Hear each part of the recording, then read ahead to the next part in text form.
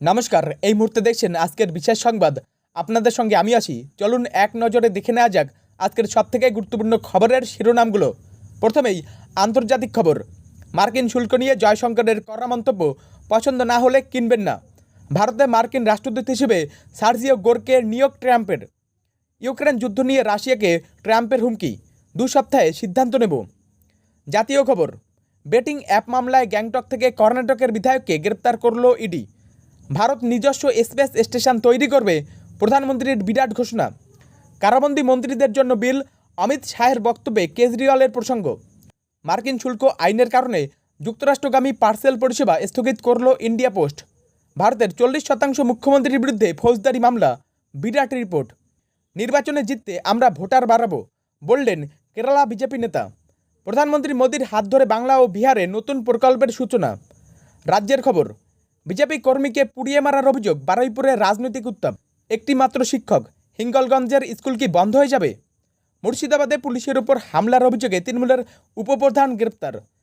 কলকাতা কর্পোরেশনের কড়া পদক্ষেপ, শহরে বাংলা সাইনবোর্ড বাধ্যতামূলক। বারাসত বনগাঁ উড়ালপুল যাত্রায় কমবে সময়, উপকৃত হবেন সীমান্তগামীরাও। এই ছিল আজকের খবরের শিরোনাম। বিস্তারিত খবর দেখতে আমাদের সঙ্গেই থাকুন। মার্কিন শুল্ক নিয়ে জয়শঙ্করের কড়া মন্তব্য, পছন্দ না হলে কিনবেন না। এই মুহূর্তে দেখছেন আন্তর্জাতিক খবর থেকে একটি বিশেষ খবর। মার্কিন শুল্ক আরোপ এবং রাশিয়া থেকে তেল কেনা নিয়ে ভারতের বিদেশমন্ত্রী এস জয়শঙ্কর মার্কিন প্রেসিডেন্ট ডোনাল্ড ট্রাম্পের মন্তব্যের কড়া জবাব দিয়েছেন। সম্প্রতি একটি অনুষ্ঠানে তিনি বলেন, যদি আমাদের পরিশোধিত তেল বা অন্যান্য পণ্য পছন্দ না হয় তাহলে সেগুলো কিনবেন না।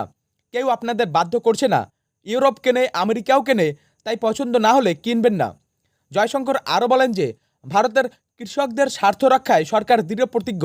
তিনি জানান, দেশের 40% মানুষ কৃষি ও দুগ্ধ উৎপাদনের উপর নির্ভরশীল। এই কারণে ট্রাম্পের ভারতীয় বাজারে মার্কিন কৃষি ও দুগ্ধজাত পণ্য প্রবেশের প্রস্তাব ভারত মেনে নেয়নি। এটি ছিল ট্রাম্পের অভিযোগের বিরুদ্ধে জয়শঙ্করের এক সাহসী এবং স্পষ্ট প্রতিক্রিয়া, যা আন্তর্জাতিক মহলে বেশ সাড়া ফেলেছে। বিজেপি কর্মীকে পুড়িয়ে মারার অভিযোগ, বারুইপুরে রাজনৈতিক উত্তাপ। নমস্কার, এই মুহূর্তে দেখছেন দক্ষিণ 24 পরগনা থেকে একটি বিশেষ খবর। বারুইপুরে বিজেপি কর্মী রাজীব বিশ্বাসকে পুড়িয়ে মারার অভিযোগ ঘিরে রাজনৈতিক মহলে তীব্র উত্তেজনা সৃষ্টি হয়েছে। বিজেপি অভিযোগ করেছে যে তৃণমূল কর্মীরা রাজীবকে তার বাবা ও ছোট ভাইয়ের সামনেই পেট্রোল ঢেলে পুড়িয়ে মেরেছে। বিজেপি এই ঘটনার প্রমাণ হিসেবে সিসিটিভি ফুটেজ প্রকাশ করেছে, যেখানে কয়েকজন লোক রাজীবকে মারধর করে আগুন ধরিয়ে দিচ্ছে। বিজেপি আরও দাবি করেছে যে মৃতের বাবা নিতাই বিশ্বাস ও ছোট ভাই সন্দীপ বিশ্বাস তৃণমূলের সক্রিয় কর্মী এবং এই খুনের ঘটনায় তাদেরও যোগ রয়েছে। তবে তৃণমূল কংগ্রেস এই অভিযোগ সম্পূর্ণ অস্বীকার করেছে। বারুইপুর পুরসভার তৃণমূল কাউন্সিলর অর্চনা মল্লিক এটিকে একটি পারিবারিক বিবাদ বলে উল্লেখ করেছেন এবং এর সঙ্গে তৃণমূলের কোনো সম্পর্ক নেই বলে দাবি করেছে। এই ঘটনা ঘিরে রাজনৈতিক বিতর্ক আবার উঠে এসছে। একটিমাত্র শিক্ষক, হিঙ্গলগঞ্জের স্কুল কি বন্ধ হয়ে যাবে? নমস্কার, এই মুহূর্তে দেখছেন উত্তর 24 পরগনা থেকে একটি বিশেষ খবর। উত্তর 24 পরগনার হিঙ্গলগঞ্জের 20 নং নিত্যানন্দ শিশু শিক্ষা কেন্দ্রটি বন্ধ হওয়ার ঝুঁকিতে রয়েছে। এর প্রধান কারণ হলো এই স্কুলটিতে এখন মাত্র একজন শিক্ষিকা রয়েছেন, যার নাম ঝর্ণা চক্রবর্তী, এবং তিনি আগামী বছরের জানুয়ারি মাসে অবসর নেবেন। এই একজন মাত্র শিক্ষিকার পক্ষে সব ক্লাস সামলানো এবং অফিসিয়াল কাজ করা অত্যন্ত কঠিন হয়ে পড়েছে, যার ফলে প্রায়শই স্কুল বন্ধ রাখতে হয়। এতে শিক্ষার্থীদের পড়াশোনায় ব্যাঘাত ঘটছে। এর ফলে স্কুলের শিক্ষার্থী সংখ্যা 80-85 থেকে কমে এসে মাত্র 30 থেকে 35-এ নেমে এসেছে। অভিভাবকরাও চিন্তিত, কারণ তাদের বাচ্চাদের জন্য এর পরের স্কুলটি 3 মাইল দূরে। অভিভাবক এবং স্থানীয় বাসিন্দারা খুব দ্রুত একজন নতুন শিক্ষক নিয়োগের আশা করছেন, যাতে স্কুলটি স্থায়ীভাবে বন্ধ না হয়ে যায়। যদিও উত্তর 24 পরগনা জেলা পরিষদের শিক্ষা আধিকারিক জানিয়েছেন যে এই সমস্যার সমাধানের জন্য সরকার ও শিক্ষা বিভাগ কাজ করছে, তবে স্থানীয়দের মধ্যে উদ্বেগ রয়েই গেছে। মুর্শিদাবাদে পুলিশের উপর হামলার অভিযোগে তৃণমূলের উপপ্রধান গ্রেপ্তার। নমস্কার, এই মুহূর্তে দেখছেন মুর্শিদাবাদ থেকে একটি বিশেষ খবর। মুর্শিদাবাদের বেওয়া 1 নম্বর গ্রাম পঞ্চায়েতের তৃণমূলের উপপ্রধান তারিকুল শেখকে পুলিশের উপর হামলার অভিযোগে গ্রেপ্তার করা হয়েছে। ঘটনাটি ঘটেছে ফারাক্কা 12 নম্বর জাতীয় সড়কে।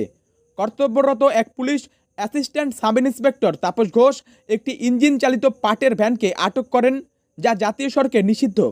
এএসআই তাপস ঘোষ ভ্যান চালককে একটি মুচলেখা দিতে বলেন যে তিনি আর জাতীয় সড়কে এই ধরনের গাড়ি চালাবেন না। এরপর চালক উপপ্রধান তারিকুল শেখকে খবর দেন। তারিকুল শেখ ঘটনাস্থলে এসে এএসআই তাপস ঘোষের সঙ্গে বচসায় জড়িয়ে পড়েন এবং ধাক্কাধাক্কি করেন। এতে পুলিশ কর্মকর্তা আহত হন। তারিকুল শেখ পুলিশকে হুমকিও দেন। এরপর ফারাক্কা থানার পুলিশ এসে তাকে গ্রেপ্তার করে। অন্যদিকে তারিকুল শেখের দাবি, তার পাটের গাড়িটি পুলিশ আটকে তার চাবি কেড়ে নিয়েছিল এবং তিনি বিষয়টি জিজ্ঞাসাবাদ করতে গেলে এই ঘটনা ঘটে। ব্যাটিং অ্যাপ মামলায় গ্যাংটক থেকে কর্ণাটকের বিধায়ককে গ্রেপ্তার করল ইডি। এই মুহূর্তে দেখছেন দেশ থেকে একটি বিশেষ বড় খবর। এনফোর্সমেন্ট ডিরেক্টরেট অর্থাৎ ইডি কর্ণাটকের চিত্রদুর্গ জেলার কংগ্রেস বিধায়ক কেসি বীরেন্দ্রকে একটি অবৈধ বেটিং এবং অনলাইন গেমিং চক্রের বিরুদ্ধে বড় অভিযানের অংশ হিসেবে গ্যাংটক থেকে গ্রেপ্তার করেছে। এই তদন্তে জানা গেছে যে বিধায়ক বীরেন্দ্র কিং 567 এবং রাজা 567-এর মতো একাধিক অনলাইন বেটিং সাইট চালাচ্ছিলেন। এই অভিযানের সময় ইডি দেশজুড়ে 31টি জায়গায় তল্লাশি চালিয়ে প্রায় 12 কোটি টাকার নগদ টাকা, প্রায় 6 কোটি টাকার সোনা, 10 কেজি রূপা এবং 4টি বিলাসবহুল গাড়ি জব্দ করেছে। এছাড়াও তাদের 17টি ব্যাংক অ্যাকাউন্ট ও 2টি লকারও ফ্রিজ করা হয়েছে। বিধায়ক বীরেন্দ্রকে গ্যাংটক থেকে গ্রেপ্তার করা হয়েছে, যেখানে তিনি ও তার সহযোগীরা একটি ক্যাসিনোর জন্য জমি লিজ নেওয়ার চেষ্টা করছিলেন। ভারত নিজস্ব স্পেস স্টেশন তৈরি করবে, প্রধানমন্ত্রীর ঘোষণা। এই মুহূর্তে দেখছেন দেশ থেকে একটি বিশেষ খবর। প্রধানমন্ত্রী নরেন্দ্র মোদী সম্প্রতি জাতীয় মহাকাশ দিবস উপলক্ষে একটি বড় ঘোষণা করেছেন। তিনি জানিয়েছেন যে ভারত নিজস্ব একটি স্পেস স্টেশন তৈরি করার লক্ষ্য নিয়ে কাজ করছে। তিনি আরও বলেন, ভারত সেমি ক্রায়োজেনিক ইঞ্জিন এবং ইলেকট্রিক প্রপালশনের মতো আধুনিক প্রযুক্তিতে দ্রুত এগিয়ে যাচ্ছে এবং শীঘ্রই গগনযান মিশন শুরু হবে।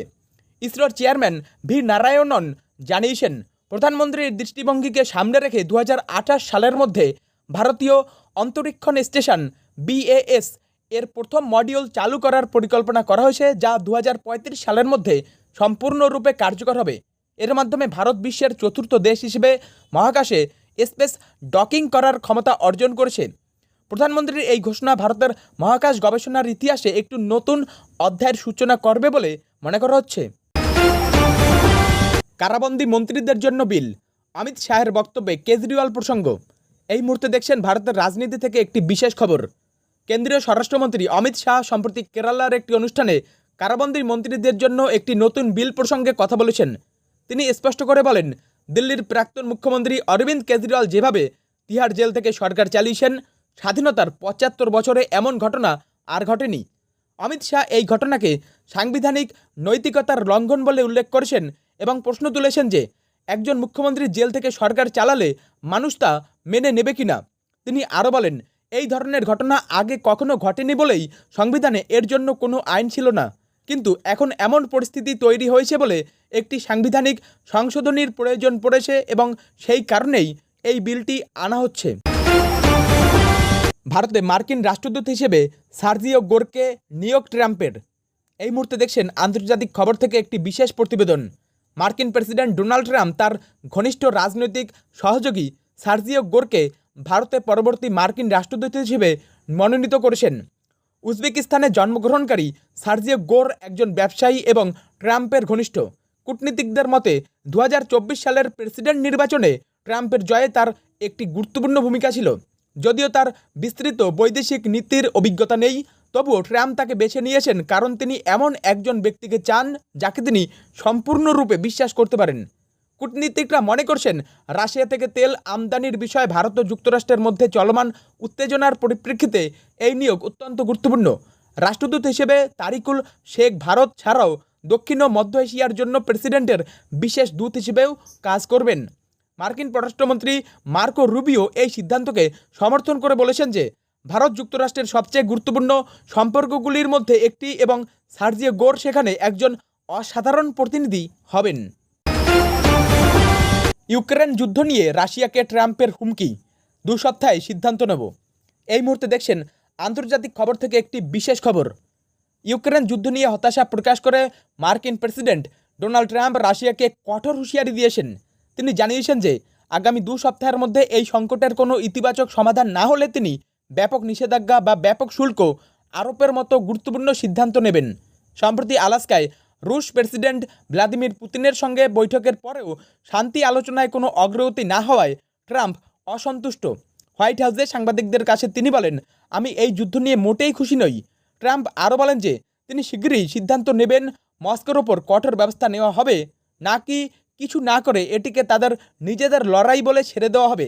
এই মন্তব্যের পর রাশিয়ার পররাষ্ট্রমন্ত্রী সের্গেই লাভরভ বলেছেন যে প্রেসিডেন্ট পুতিন এবং ইউক্রেনের প্রেসিডেন্ট ভ্লাদিমির জেলেনস্কির মধ্যে কোনো বৈঠকের পরিকল্পনা নেই। মার্কিন শুল্ক আইনের কারণে মার্কিন যুক্তরাষ্ট্রগামী পার্সেল পরিষেবা স্থগিত করল ইন্ডিয়া পোস্ট। মার্কিন সরকারের নতুন শুল্ক নীতির কারণে ভারতীয় ডাক বিভাগ মার্কিন যুক্তরাষ্ট্রে পার্সেল পরিষেবা সাময়িকভাবে বন্ধ করে দিয়েছে। নতুন নিয়ম অনুযায়ী আগামী 29শে আগস্ট থেকে মার্কিন যুক্তরাষ্ট্রে পাঠানো সব ডাক সামগ্রীর উপর শুল্ক আরোপ করা হবে। এর আগে $800 পর্যন্ত মূল্যের জিনিসপত্র শুল্ক মুক্ত ছিল, কিন্তু এখন কেবল $100 পর্যন্ত মূল্যের উপহার সামগ্রী শুল্কমুক্ত থাকবে। এই নতুন নিয়মের ফলে বিমান সংস্থাগুলো 25শে আগস্টের পর থেকে আর মার্কিন যুক্তরাষ্ট্রে পার্সেল বহন করতে রাজি নয়। তাই ভারতীয় ডাক বিভাগ বাধ্য হয়ে এই পরিষেবা স্থগিত করার সিদ্ধান্ত নিয়েছে। যেসব গ্রাহক ইতিমধ্যেই পার্সেল বুক করে ফেলেছেন তারা তাদের টাকা ফেরত পাবেন। এটি ভারত ও যুক্তরাষ্ট্রের মধ্যে চলমান বাণিজ্য বিরোধের একটি অংশ, যেখানে যুক্তরাষ্ট্র ভারতের উপর দুটি ভিন্ন ক্ষেত্রে 25% শুল্ক আরোপ করেছে। এই পরিস্থিতিতে ভারত তাদের বাণিজ্য বন্ধু রাশিয়ার সঙ্গে সম্পর্ক আরও জোরদার করতে চাইছে। ভারতের 40% মুখ্যমন্ত্রীর বিরুদ্ধে ফৌজদারি মামলা, বিরাট report. Association for democratic reforms অর্থাৎ এডিআর নামক একটি সংস্থা সম্প্রতি একটি রিপোর্ট প্রকাশ করেছে, যেখানে দেখা যাচ্ছে যে ভারতের 30 জন মুখ্যমন্ত্রীর মধ্যে 12 জন অর্থাৎ 40% বিরুদ্ধে ফৌজদারি মামলা রয়েছে। এই 12 জনের মধ্যে 10 জন অর্থাৎ 33% বিরুদ্ধে খুনের চেষ্টা, অপহরণ, ঘুষ এবং অপরাধমূলক ভীতি প্রদর্শনের মতো গুরুতর ফৌজদারি মামলা রয়েছে। এই রিপোর্টে মামলার সংখ্যার ভিত্তিতে কিছু মুখ্যমন্ত্রীর নাম উঠে এসেছে। তেলেঙ্গানার মুখ্যমন্ত্রী রেবান্ত রেড্ডি 89টি মামলা, তামিলনাড়ুর মুখ্যমন্ত্রী এম.কে. স্টালিন 47টি মামলা, অন্ধ্রপ্রদেশের মুখ্যমন্ত্রী চন্দ্রবাবু নাইডু 19টি মামলা, কর্ণাটকের মুখ্যমন্ত্রী সিদ্দারামাইয়া 13টি মামলা, ঝাড়খণ্ডের মুখ্যমন্ত্রী হেমন্ত সোরেন 5টি মামলা। এই রিপোর্টটি এমন এক সময় এসেছে যখন সরকার গুরুতর ফৌজদারি অভিযোগে 30 দিন ধরে আটক থাকা প্রধানমন্ত্রী, মুখ্যমন্ত্রী অথবা মন্ত্রীদের অপসারণের জন্য 3টি নতুন বিল এনেছে। নির্বাচনে জিততে আমরা ভোটার বাড়াবো বললেন কেরালা বিজেপি নেতা। কেরালাতে ভোটার তালিকা নিয়ে বিতর্কের মধ্যেই বিজেপির রাজ্য সহসভাপতি বি গোপালকৃষ্ণন বলেছেন যে নির্বাচনে জয়ী হওয়ার জন্য তার দল ভোটার তালিকায় নাম যোগ করে যাবে। তিনি জানান, আমরা ব্যাপকভাবে ভোটার বাড়াবো। আমরা এমন প্রার্থীদেরও ভোটার তালিকায় যোগ করব যারা 1 বছর ধরে কেন্দ্রে বসবাস করছে। তিনি আরও বলেন, এমনকি জম্মু ও কাশ্মীর থেকেও মানুষ এসে এখানে ভোট দিতে পারে। যদি কাশ্মীরের কেউ চায় আমি কেরালা থেকে জিতি, তাহলে সে এখানে এসে আমাকে ভোট দিতে পারবে। এর মধ্যে কোনো ভুল নেই। এই মন্তব্য এমন এক সময় এসেছে যখন বিরোধী দলগুলো ত্রিশূর লোকসভা কেন্দ্রে ভোটার তালিকায় অবৈধভাবে নাম যুক্ত করার অভিযোগ এনেছে। তবে এই অভিযোগ সত্ত্বেও কোনো ব্যবস্থা নেওয়া হয়নি। এই মন্তব্যের রাজনৈতিক তাৎপর্য খুবই গুরুত্বপূর্ণ। কলকাতা কর্পোরেশনের কড়া পদক্ষেপ, শহরে বাংলা সাইনবোর্ড বাধ্যতামূলক। নমস্কার, এই মুহূর্তে দেখছেন কলকাতা থেকে একটি বিশেষ খবর। শহরের পরিচয় এবং মাতৃভাষার মর্যাদা রক্ষায় এবার কঠোর পদক্ষেপ নিচ্ছে কলকাতা পুরসভা। মেয়র ফিরহাদ হাকিম সম্প্রতি ঘোষণা করেছেন যে কলকাতার সব দোকান, রেস্তোরাঁ এবং অন্যান্য বাণিজ্যিক প্রতিষ্ঠানের সাইনবোর্ডে বাংলা ভাষায় নাম লেখা বাধ্যতামূলক। মেয়র জানিয়েছেন, অন্য কোনো ভাষা ব্যবহার করতে কোনো বাধা নেই, তবে বাংলা অবশ্যই থাকতে হবে। এই নিয়ম না মানলে তাদের বিরুদ্ধে কঠোর ব্যবস্থা নেওয়া হবে এবং সাইনবোর্ড খুলে ফেলা হতে পারে। এমনকি শপিং মলের দোকানগুলির ক্ষেত্রেও ট্রেড লাইসেন্স পুনর্নবীকরণ আটকে যেতে পারে। পুরসভা কর্তৃপক্ষ এই নির্দেশ কার্যকর করার জন্য আগামী সেপ্টেম্বর মাস পর্যন্ত সময় দিয়েছে। উল্লেখ্য, এর আগেও এই ধরনের নির্দেশ জারি করা হয়েছিল, তবে এবার পুরসভা এই বিষয়ে বিশেষভাবে কঠোর হতে চলেছে। এটি কলকাতা শহরের চেহারাতেও একটি বড় পরিবর্তন আনবে বলে মনে করা হচ্ছে। বারাসাত বনগাঁ উড়ালপুল যাত্রার সময় কমবে, উপকৃত হবেন সীমান্তগামীরাও। এই মুহূর্তে দেখছেন পশ্চিমবঙ্গ থেকে একটি বিশেষ খবর। রাজ্য সরকার বারাসাত থেকে বনগাঁ পর্যন্ত একটি নতুন উড়ালপুল নির্মাণের পরিকল্পনা নিয়েছে। তৃণমূল বিধায়ক জ্যোতিপ্রিয় মল্লিক জানিয়েছেন, মুখ্যমন্ত্রী মমতা বন্দ্যোপাধ্যায়ের পরিকল্পনা অনুযায়ী এই প্রকল্পটি হাতে নেওয়া হচ্ছে। এই উড়ালপুলের মূল উদ্দেশ্য হলো যাতায়াতের সময় কমানো। বর্তমানে ট্রেনে করে বারাসাত থেকে বনগাঁ পর্যন্ত যেতে প্রায় 1 ঘন্টা 10 মিনিট সময় লেগে যায়, কিন্তু এই উড়ালপুল তৈরি হলে যাত্রাপথ মাত্র 40 মিনিটে শেষ করা যাবে। পেট্রাপোল বেনাপোল সীমান্তে যাতায়াতকারী মানুষের জন্যও এটি খুবই সুবিধাজনক হবে। আগামী বছরের মার্চ এপ্রিল মাস থেকে এই প্রকল্পের নির্মাণ কাজ শুরু হওয়ার কথা রয়েছে। নির্মাণ চলাকালীন 1 বছরের জন্য রাস্তা বন্ধ রাখতে হতে পারে এবং এর জন্য বিকল্প রাস্তার কথাও ভাবছে সরকার।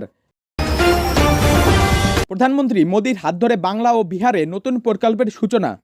প্রধানমন্ত্রী নরেন্দ্র মোদী সম্প্রতি পশ্চিমবঙ্গ এবং বিহার সফর করেছেন, যেখানে তিনি এই দুই রাজ্যের আসন্ন বিধানসভা নির্বাচনের আগে বেশ কিছু উন্নয়নমূলক প্রকল্পের উদ্বোধন করেছেন। পশ্চিমবঙ্গে প্রধানমন্ত্রী 3টি নতুন কলকাতা মেট্রো রুটের উদ্বোধন করেন। হাওড়া থেকে সল্টলেকের সেক্টর 5, কবি সুভাষ থেকে হেমন্ত মুখোপাধ্যায় স্টেশন বেলেঘাটা হয়ে এবং নোয়াপাড়া থেকে জয় হিন্দ বিমানবন্দর পর্যন্ত। এছাড়াও তিনি 5,200 কোটি টাকা মূল্যের 7.2 কিলোমিটার দীর্ঘ 6 লেনের কোনার এক্সপ্রেসওয়ে প্রকল্পের ভিত্তিপ্রস্তর স্থাপন এবং উদ্বোধন করেছেন। অন্যদিকে বিহারে প্রধানমন্ত্রী 1,800 কোটি টাকা ব্যয়ে নির্মিত আন্তা সিমারিয়া সেতুর উদ্বোধন করেন। এই সেতু পুরনো রেল সেতুর উপর দিয়ে ভারী যানবাহন চলাচলের সমস্যা সমাধান করবে। পাশাপাশি গয়া জেলার জন্য তিনি আরও 12,000 কোটি টাকার উন্নয়নমূলক প্রকল্পের ভিত্তিপ্রস্তর স্থাপন করেন। এই অর্থ দিয়ে নগর উন্নয়ন, বিদ্যুৎ এবং স্বাস্থ্য খাতের অবকাঠামোর উন্নয়ন করা হবে।